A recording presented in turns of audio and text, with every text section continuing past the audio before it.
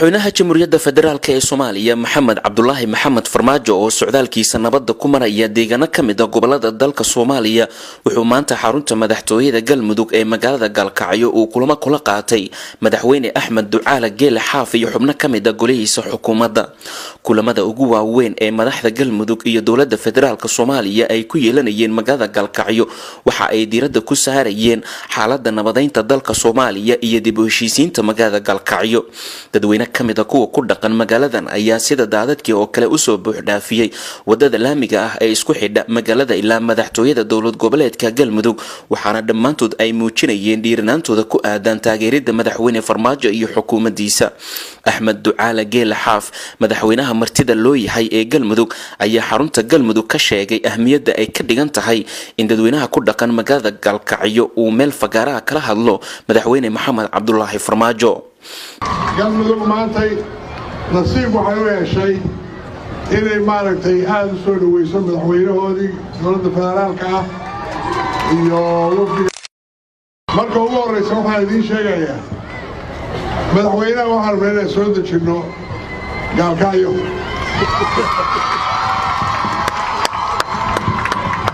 dhulkii ugu horreeyana maanta aan ku kasayaana inaan siinaynaa dhulkii ugu silahaa insha Allah. waxaan rabnaa inay noqoto meeshuu beeshiga ku qaato mustaqbalka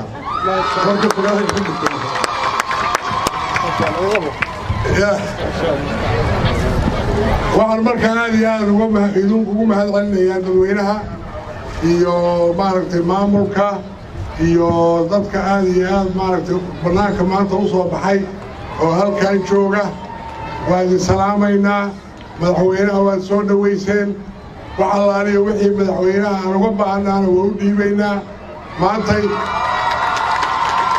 madaxweynaha jamhuuriyadda Soomaaliya Maxamed Cabdullaahi Farmaajo ayaa magaalada Galkacyo ku micneeyay inay tahay magaalada dib u heshiisiinta Soomaaliya maadaama siyaasiyiin iyo xubno horey xilal uga soo qabtay dalkan ay ka soo jeedaan magaalada Galkacyo. waxaan rabaa magaaladan Galkacyo inay noqoto hooygii iyo hooyadii dib u heshiisiinta Soomaaliyeed.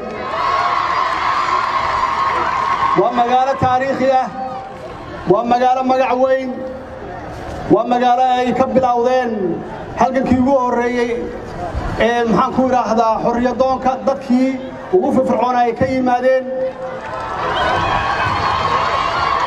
yimaadeen siyaasiyiinteennii ugu wanaagsanaa ugu horreeyay Allah u naxariistee Cabdullaahi Ciise barnaamijka ugu horreeyay Soomaaliya. barnaamijkii ku xigay Cabdirashiid Cali Sharmaake Allah u naxariistee oo kadibna noqday madaxweyne noqday Allah u naxariisto. waxay ahaayeen runtii dadkii Soomaaliya midnimadeeda ka shaqeeyay oo ay ahayd inaan sii xoojino inaan wadno ma aha inaan dib u noqonno.